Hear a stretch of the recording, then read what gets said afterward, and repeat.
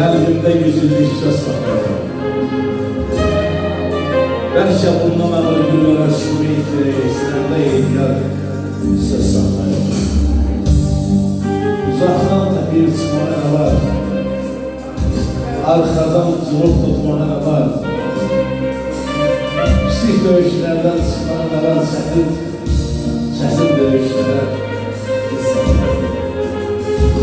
Sayətən, ürək məsələsindir.